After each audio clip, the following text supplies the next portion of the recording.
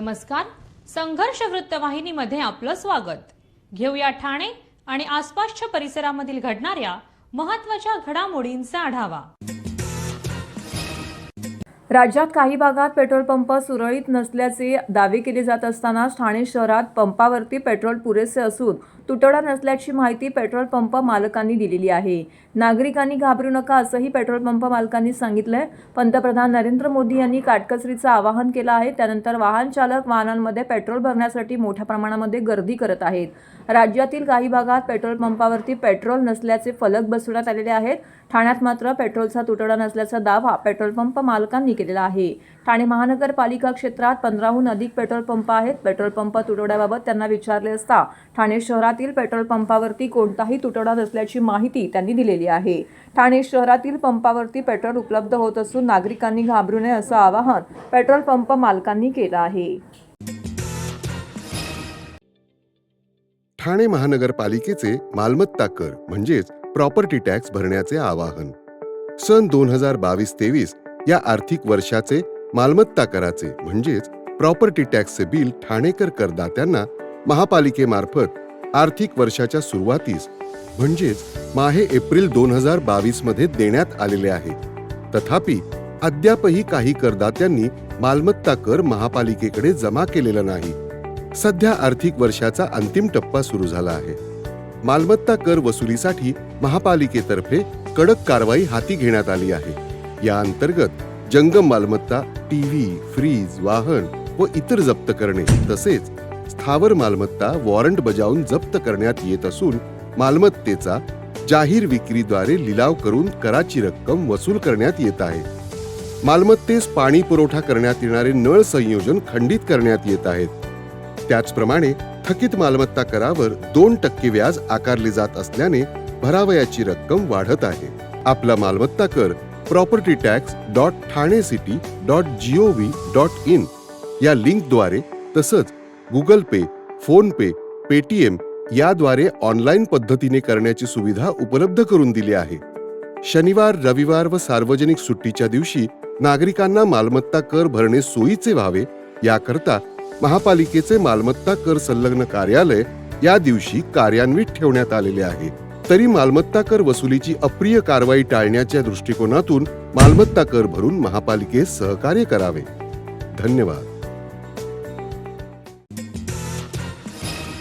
राष्ट्रवादी काँग्रेस शरदचंद्र पवार पक्षाचे राष्ट्रीय सरचिटणीस डॉक्टर जितेंद्र आव्हाड यांच्या सूचनेवरून गजानन चौधरी यांची ओबीसी सेलच्या ठाणे जिल्हाध्यक्षपदी फेरनिवड करण्यात आलेली आहे. गजानन चौधरी यांना ठाणे जिल्हाध्यक्ष मनोज प्रधान यांच्या उपस्थितीमध्ये ओबीसी सेलचे प्रदेशाध्यक्ष राजा राजपूरकर यांनी बुधवारी नियुक्तपत्र दिलेलं आहे. गजानन चौधरी हे शरद पवार आणि आमदार डॉक्टर जितेंद्र आव्हाड यांचे खंदे समर्थक म्हणून ओळखले जातात. ओबीसी विशेषतः आगरी कोळी समाजामध्ये त्यांचा दांडगा जनसंपर्क असल्यानेच पुन्हा त्यांची निवड करण्यात आलेली असल्याचं राजा राजपूरकर यांनी सांगितलंय. तर आपली फेरनिवड झाल्याने नवीन ऊर्जा संचारली असून आपण ओबीसी समाजाला पक्षाशी जोडणार असल्याचं चौधरी यांनी सांगितलंय. दरम्यान ओबीसी सेलच्या महिला अध्यक्षपदी मनीषा पाटील, कोपरी पाचपाकाडी अध्यक्ष प्रशांत उदमाने, ठाणे विधानसभा अध्यक्ष मंगेश वाघे, कळवा मुंब्रा अध्यक्ष मनसूर डोसानी, प्रभाग क्रमांक 3 अध्यक्ष कल्पेश भीमरा, वॉर्ड क्रमांक 1 जयवंत भोईर इत्यादींची नियुक्ती करण्यात आलेली आहे. यावेळी आमदार जितेंद्र आव्हाड, जिल्हाध्यक्ष मनोज प्रधान, राजा राजपूरकर व इतर सहकाऱ्यांनी गजानन चौधरी यांचं अभिनंदन केले. ठाणे महानगरपालिकेतील कामगार कर्मचारी तसेच कंत्राटी कामगाराच्या विषयावरती अतिरिक्त आयुक्त 2 प्रशांत रोडे यांच्याबरोबर मान्यताप्राप्त म्युनिसिपल लेबर युनियनची बैठक पार पडली. यावेळी 10, 20, 30 वर्षानंतरच्या सलग सेवेनंतर आश्वासित प्रगती योजना लागू करण्याबाबत पुढील महासभेपूर्वी 10-20 वर्षांची आश्वासित प्रगती योजना लागू करून त्याचा लाभ कर्मचाऱ्यांना देण्याचे तसेच 30 वर्षाच्या सलग सेवेनंतरचाही लाभ लवकरच लागू करण्याचं या बैठकीत मान्य करण्यात आलंय. जादा कामाचा भत्ता तसेच इतर सर्व प्रचलित भत्त्यात वाढ, कर्मचाऱ्यांच्या वेतन श्रेणी आणि इतर सुविधांबाबत चर्चा करून करार करण्याचंही यावेळी मान्य करण्यात आलंय. डॉक्टर बाबासाहेब आंबेडकर श्रमसाफल्य आवास योजनेअंतर्गत सफाई कामगारांना मालकी शासकीय हक्काची घरं उपलब्ध करून देण्याबाबत तातडीने या कर्मचाऱ्यांची यादी पूर्ण करून ती युनियनला देण्याचं मान्य करण्यात आलंय. म्युनिसिपल हाऊसिंग योजना लागू करण्याबाबतचं धोरण अंतिम टप्प्यात आलं असून कर्मचाऱ्यांना या योजनेचा लाभ देण्याबाबतची पॉलिसी लवकरच जाहीर करण्याचं आश्वासन देण्यात आलेलं आहे. ज्या कर्मचाऱ्यांनी यापूर्वी या योजनेअंतर्गत घरं दिली आहेत ती घरे नावावर करून देण्याचं सांगण्यात आलेलं आहे. चतुर्थ श्रेणी कामगारांना तृतीय श्रेणीमध्ये पदोन्नती प्रक्रिया तातडीने पूर्ण करून या महिना अखेरपर्यंत आदेश निर्गमित करण्याचं आश्वासन अतिरिक्त आयुक्त प्रशांत रोडे यांनी दिलेलं आहे. ठाणे महानगरपालिकेचा सेवा शर्ती भरती नियमामध्ये अग्निशामक दलासह इतर विभागातील कर्मचाऱ्यांसाठी 5 वर्ष अनुभवाचे असलेले अट 3 वर्ष करण्याकरता शासनाकडे प्रस्ताव पाठवण्याचं यावेळी मान्य करण्यात आलेलं आहे. 6व्या वेतन आयोगाच्या करारातील शैक्षणिक भत्ता, कर्मचारी व त्यांच्या कुटुंबियांसाठी कॅशलेस विमा योजना पॉलिसी इतर प्रलंबित बाबींची पूर्तता करण्याकरिता कराराचा अभ्यास करून कार्यवाही करण्यात येईल असंही सांगण्यात आलेलं आहे. बरेच प्रश्न होते, त्यातले आम्ही 60% तरी प्रश्न आज मार्गी लावलेले आहेत. अधिकाऱ्यांचे, आयुक्त साहेबांचे, महापौरांचे, रोडे साहेबांचे, सर्व प्रशासनाचे आम्ही आभार मानतो. त्याविषयी विशेष म्हणजे कामगारांचा खूप जिव्हाळ्याचा प्रश्न होता. ते 10, 20 आणि 30 ही आश्वासित प्रगती योजना जी आहे त्याचा लाभ कामगारांना हवा होता. ती फार किचकट प्रक्रिया होती, ती आज त्यांनी मार्गी लावलेली आहे. 10 आणि 20 या ज्यांचे वर्ष पूर्ण झालेले आहेत त्यांना ती योजना लागू करण्याचं त्यांनी आज आश्वासित केलेलं आहे. येत्या आठवड्यात त्यांना ती लागू होईल. त्यानंतर आणखीन एक महत्त्वाचा प्रश्न जो होता की कामगारांचा भविष्य निर्वाह निधी जो आहे तो वाढीव जो असतो, ज्याचा आम्हाला 7वा वेतनचा हप्ता त्यांनी दिला, तर त्याची रिसीट आम्हाला 6व्या वेतन आयोगच्या वेळेस मिळाली नव्हती. ती रिसीट आम्ही देण्याची त्यांना विनंती केली, ती पण त्यांनी मान्य केलेली आहे. त्यानंतर बऱ्याचशा गोष्टी अशा होत्या की बाबासाहेब आंबेडकर श्रमसाफल्य योजना जी आहे, 25 वर्ष ज्या कामगारांना, सफाई कामगाराला पूर्ण झालेले आहे त्यांना स्वतःचं घर महापालिकेने देणं बंधनकारक होतं. त्याबाबत देखील चर्चा झाली. त्याची अपग्रेड यादी आम्हाला ते देत आहेत आणि जेवढी घरं अवेलेबल आहेत त्यांना येत्या आठवड्यात ते काम मार्गी लावणार आहेत असं त्यांनी मान्य केलेलं आहे. त्यानंतर ठाणे महानगरपालिका चतुर्थ श्रेणीमध्ये काम करणारे जे कामगार आहेत त्यांना तृतीय श्रेणीमध्ये प्रमोशन बरेच दिवसापासून पेंडिंग होते, ते देखील त्यांनी मार्गी लावलेले आहेत. तर असे महत्त्वाचे अनेक विषय त्यांनी मार्गी लावलेले आहेत. आर्थिकदृष्ट्या ज्या गोष्टी आहेत त्या सगळ्याच त्यांनी मार्गी लावलेल्या आहेत. त्याबद्दल मी त्या सर्वांचे तिथेच आभार मानलेले आहेत. आपल्या सर्वांसमोर पुन्हा एकदा संपूर्ण प्रशासनाचे मी आभार मानतो आणि महापौर मॅडमचे आभार मानतो. जगदाळे साहेब, पवन कदम साहेब यांची खूप मोलाची मदत आम्हाला ह्यामध्ये झालेली आहे, त्यांचे देखील मी आभार मानतो. त्याच्या बाबतीत असं आहे की अग्निशमन दलाचे जे सेवा शर्ती भरती नियम आहेत त्याच्यामध्ये काही पदांकरता प्रमोशनसाठी 5 वर्षाची अट आहे. ती 5 वर्षाची अट शिथिल करून 3 वर्ष करावी, या संदर्भात आमची मागणी होती. तसा प्रस्तावही शासनाकडे पाठवलेला आहे. पण शासनाकडनं जे काही मार्गदर्शन आलेलं आहे त्याच्यानुसार आता नवीन जो काही प्रस्ताव पाठवला जाईल त्यात त्यांच्या प्रमोशनकरता 3 वर्षाची अट ही आम्ही त्याच्यामध्ये नमूद करून तसा प्रस्ताव शासनाकडे पाठवण्याचं त्यांनी मान्य केलेलं आहे आणि त्याचा पाठपुरावा करून आपण लवकरच मान्य करून घेऊ असंही आश्वासन रोडे साहेबांनी आम्हाला दिलेलं आहे. त्याचबरोबर आत्ताच नवीन राष्ट्रीय निवृत्ती पेन्शन, सुधारित राष्ट्रीय निवृत्ती पेन्शन योजना जो GR 6 तारखेला शासनाने काढलेला आहे वित्त विभागाने, त्याचंही इम्प्लिमेंटेशन आपल्या इथे करून त्याच्याकरता एक पॅन नंबर त्यांना घ्यायचा आहे, तो सुद्धा ते घेण्याची प्रक्रिया त्यांनी चालू करण्याचं आश्वासन दिलेलं आहे. आणि आता त्याच्यात सगळ्यात महत्त्वाचं होतं की आमचा जो 6व्या वेतन आयोगाचा करार झालेला आहे त्यातल्या काही गोष्टी अजूनही त्यांनी लागू केलेल्या नाहीत, ज्याच्यात शैक्षणिक भत्ता हा महत्त्वाचा मुद्दा आहे. त्याचबरोबर कॅशलेस विमा योजना हा सुद्धा त्यातला मुद्दा आहे. तर हे मुद्देसुद्धा त्यांनी प्रकर्षाने त्याच्यावर काम करण्याचं सांगितलं आहे आणि त्याबाबतच्या सूचना त्यांनी त्यांच्या अधिकाऱ्यांना केलेल्या आहेत रोडे साहेबांनी. त्याच्यामुळे या सगळ्याच्या पार्श्वभूमीवर कर्मचाऱ्यांचे जे प्रलंबित प्रश्न आहेत ते लवकरात लवकर मार्गी लागत आहेत आणि या पुढेही मार्गी लागतील. आणि याच्यामध्ये आम्हाला मोलाचं सहकार्य लाभलं आहे ते महापौर पिंपळूरकर मॅडम, त्याचबरोबर आपले गटनेते पवन कदम साहेब आणि सभागृह नेते जगदाळे साहेब, त्यांचेही आम्ही आभार मानतो. आणि पुढेही भविष्यात आम्हाला अशाच पद्धतीचे सहकार्य राहील या सगळ्यांचा असा विश्वास व्यक्त करतो. धन्यवाद. सुरुवातीला कंत्राटी कामगारांचा जो महत्त्वाचा विषय होता, अनेक वर्षांपासून म्हणजे अनेक लोक नोकरी सोडून गेले किंवा मरण पावले, अशा लोकांच्या ग्रॅच्युटीचा मोठा प्रश्न होता आणि ते ग्रॅच्युटीचे पैसे त्यांच्या ह्याच्यातनं कापले जायचे, परंतु ते पैसे कुणाकडे आहेत हा ह्याचा पत्ता लागायचा नाही. त्यामुळे आज त्याचा शोध लागला आणि अतिरिक्त आयुक्तांनी ते सगळं त्या अधिकाऱ्यांना सांगितलं की हे पैसे कुठल्या अकाउंटला आहेत आणि ते ग्रॅच्युटीचे पैसे देण्यासंदर्भातला निर्णय महापालिकेचे अतिरिक्त आयुक्त आणि त्यांचे संबंधित अधिकाऱ्यांनी घेतलेला आहे. त्यामुळे ग्रॅच्युटीच्या अनेक वर्षापासून जो प्रलंबित प्रश्न होता, कामगार नेहमी कंत्राटी कामगार प्रश्न विचारायचे आमची ग्रॅच्युटी गेली कुठे, पण त्याचा एक मार्ग निघालेला आहे. आता ग्रॅच्युटी जे रिटायर झाले असतील किंवा मयत झाले असतील किंवा नोकरी सोडून गेले असतील त्याचा लाभ त्या कर्मचाऱ्यांनाही मिळणार आहे आणि जे नोकरीमध्ये आहेत त्यांच्या अकाउंटला ते पैसे जमा होतील. दुसरा, श्रम साफल्य आवास योजनेच्या 2014 साली जी घरं महानगरपालिकेने दिली होती ती घरं 2014 ते 2026पर्यंत त्यांच्या नावावरच करण्यात आलेली नाही आहेत. तर आम्ही अशी मागणी त्यांच्याकडे केली की ती घरं त्यांच्या नावाने झाली पाहिजे, टॅक्स त्यांच्या नावाने झाला पाहिजे, वॉटर सप्लायचं हे सगळं त्यांच्या नावाने झालं पाहिजे. जोपर्यंत ते होत नाही तोपर्यंत तो बोजा महापालिकेवरच असतो. त्यामुळे ते करण्याचे काम त्यांनी आदेश दिलेत की ते नावावर करून ते सफाई कामगारांच्या मालकी हक्काची घरं त्यांना देण्याचं काम त्यांनी निर्णय घेतलेला आहे.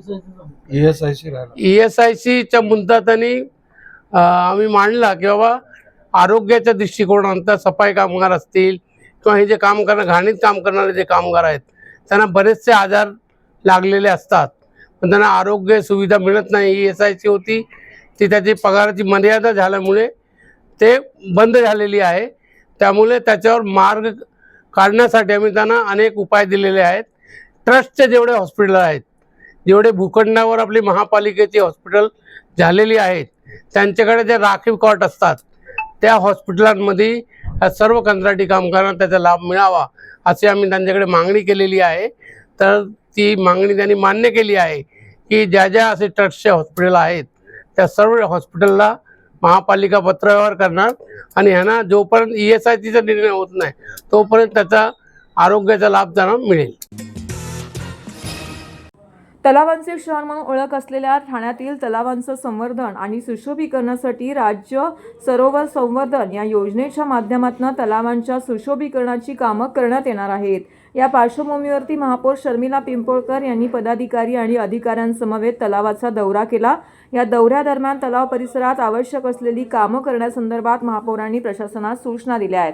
सदर दौऱ्याची सुरुवात कचराळी तलाव येथून करण्यात आली. त्यानंतर सिद्धेश्वर तलाव, मखमली तलाव, ब्रह्माळा तलाव, घोसाळे तलाव, मंदारडे तलाव, गोकुळनगर तलाव इत्यादींची पाहणी करण्यात आली. यावेळी उपमहापौर कृष्णा पाटील, सभागृह नेते हनुमंत जगदाळे यांच्यासह त्या प्रभागातील स्थानिक नगरसेवक राजेश मोरे, माधुरी मेटांगे, काजल गुनिजन, नंदा पाटील, दीपक जाधव, सुचिता पाटणकर, मुख्य पर्यावरण अधिकारी मनीषा प्रधान, उपनगर अभियंता विकास ढोले, शुभांगी केसवानी, कार्यकारी अभियंता मोहन कलाल, स्वच्छता निरीक्षक येथे उपस्थित होते. दौऱ्याची सुरुवात कचराळी तलाव येथून करण्यात आली. कचराळी तलाव येथे असलेल्या विद्युत डीपी ट्रान्सफर करणे तसेच ज्या इंटरनेटच्या केबल्स तलावातून गेल्या आहेत त्या काढून टाकण्यात याव्यात. तसेच तलाव परिसरात असलेले शौचालय नियमित स्वच्छ राहील आणि मुबलक पाणी असेल हे पाहण्याच्या सूचना संबंधित विभागाला महापौर शर्मिला पिंपळकर यांनी दिल्या आहेत. खरं तर ठाणे शहर हे तलावांचं शहर म्हणून प्रसिद्ध आहे आणि या तलावांची जोपासना आणि सुशोभीकरण तसंच अनेक ठाणेकर नागरिक या तलावांमध्ये बाजूलाच त्याच्याच लगतच काही उद्यानं आहेत. तर नागरिकांसाठी काय सुरक्षा आणि त्यांची व्यवस्था कशी काय त्यांना चांगलं वाटेल हा पाहणी दौरा खरं तर आपण आज केलेला आहे. खरं तर ठाणे शहरामध्ये बरेच तलाव आहेत, पण आज त्यापैकी 6-7 तलावं आपण पाहणी दौऱ्यासाठी घेणार आहोत आणि आपल्या महापौर दालनामध्ये याची एक तलावांच्या रिलेटेड जेवढे अधिकारी आपले ठाणे महानगरपालिकेचे आहेत त्यांच्याशी एक बैठक करून काय काय आपल्याला चांगल्या सुविधा या ठाणे शहरातील तलावांसाठी देण्यात येतील त्या आपण नक्कीच देऊ. आज कचराळी तलाव असू देत, मखमली, सिद्धेश्वर, कोलबाड, आंबे घोसाळे, गोकुळनगर, ब्रह्माळा ह्या तलावांची आज पाहणी दौरा आपण खरं तर घेतलेला आहे. आणि या पाहणी दौऱ्यामध्ये मला असं वाटतं सगळ्यात महत्त्वाचे म्हणजे जे ज्येष्ठ लोक इथे चालण्यासाठी येतात, काही नवीन पिढी तरुण पिढी असते, तर शौचालयांची खरं तर खूप दुरावस्था आहे. तर अजून बघायला गेलं तर काही बांध तलावांचे तुटलेले आहेत. स्वच्छता पण मला वाटतं बऱ्यापैकी नाही आहे. गेली 4 वर्ष प्रशासन सगळं बघत होती, पण आज नगरसेवक, महापौर, उपमहापौर सर्व महायुतीचं सरकार आहे आणि या सरकारच्या द्वारे ठाणे शहरातली विकास कामं जोरदार होत असताना महाराष्ट्र राज्याचे लाडके उपमुख्यमंत्री एकनाथजी शिंदे साहेब यांच्या मार्गदर्शनाखाली आणि यांच्या पुढाकारानेच खरं तर आम्ही उतरलो आहोत रस्त्यावर. आणि रस्त्यावर जर आपला नेता काम करत आहे तर त्यांच्याच मार्गदर्शनाखाली आपल्यालाही त्याच पद्धतीचं काम आपण करणार आहोत आणि करण्यासाठी सुरुवात केलेली आहे. लवकरच या तलावांचं सर्वांचं संवर्धन होईल आणि चांगल्या पद्धतीचं लोकांसाठी उपलब्ध होईल. मला वाटतं हे सगळी उद्यानं आणि तलावं. इलेक्शन झाल्यानंतर प्रथम महापौर शर्मिलाताई पिंपळकर आणि उपमहापौर स्वतः स्थानिक नगरसेवक सर्व आणि इतर सर्व पदाधिकारी आणि गार्डन विभाग असेल, तलाव विभागातील असतील सर्व अधिकारी वर्गांचा पाहणी दौरा चालू केलेला आहे. या दौऱ्यामध्ये कसराळी तलाव, मखमली तलाव, सिद्धेश्वर तलाव, तसेच कोलबाडचा माताडे तलाव, ब्रह्माळा तलाव आणि आंबे घोसाळे तलाव या तलावाचा पाहणी दौरा चालू केलेला आहे. या दौऱ्याच्या अनुषंगाने जी काही कामं प्रलंबित आहेत किंवा लोकांना जी त्यांच्या ज्या मागण्या आहेत तर त्याचा विचार सारासार करून या दौऱ्यातून भविष्यात कशी कामं करायची किंवा लोकांना काय अपेक्षा आहे तर त्याचा समन्वय साधण्याचं काम महापौर आणि उपमहापौर यांच्या माध्यमातून चालू आहे. आणि त्याचबरोबर प्रथम नागरिक आज म्हणजे महापौर प्रत्यक्ष रस्त्यावर उतरून पाहणी करतायत.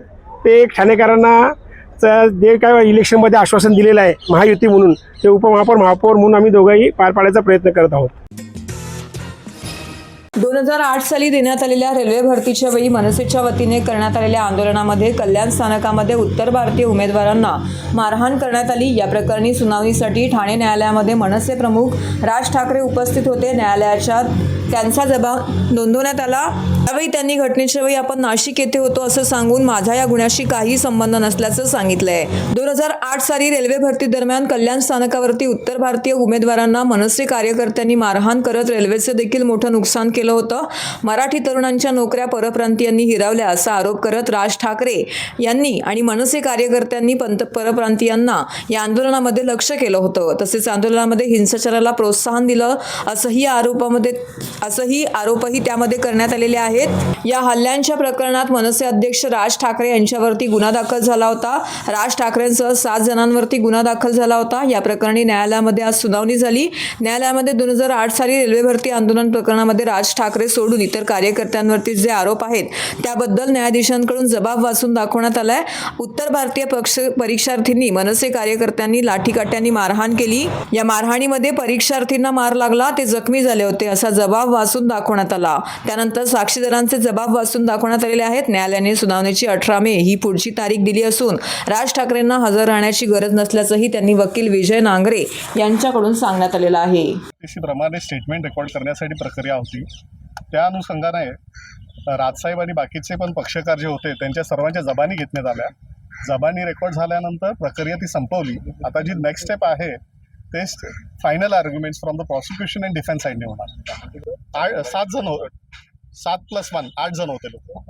सुरुवातीला पण सांगितलेलं या गुन्ह्याशी माझा काही संबंध नाही आहे किंवा जेव्हा गुन्हा घडला त्यावेळी ते नाशिकमध्ये होते, घटनास्थळावर हजर वगैरे नव्हते ते. आज काही युक्तिवाद झाला नाही. आज फक्त ही स्टेटमेंट रेकॉर्ड करण्यात आली. तारीख नेक्स्ट स्टेटमेंट नेक्स्ट डेट 18 मे. नाही 18 मेला नाही. किती दिवस 2008 पासून माझ्या पक्षकारांचं ते उत्तर नव्हतं. ते दुसरे जे पक्षकार होते त्यांचं उत्तर होतं. ही जेव्हा घटना घडली त्यावेळेला ते सीन ऑफ ऑफेन्सला हजर नव्हते, ते नाशिकमध्ये हजर होते. तो प्रश्न त्यांना विचारण्यात आला. फेटाळले होय दाखल केलेला. हो. पुढील सुनावणी काय सांगितलं? पुढील सुनावणी कधी आहे? 18 मे. राज ठाकरे अपेक्षित आहे यांना 18 तारखेला? नाही 18ला नाही. तर हे होतं संघर्ष वृत्तवाहिनीचं आजचं बातमीपत्र. उद्या पुन्हा भेटू याच वेळी याच ठिकाणी ताज्या घडामोडींसह. तोपर्यंत नमस्कार.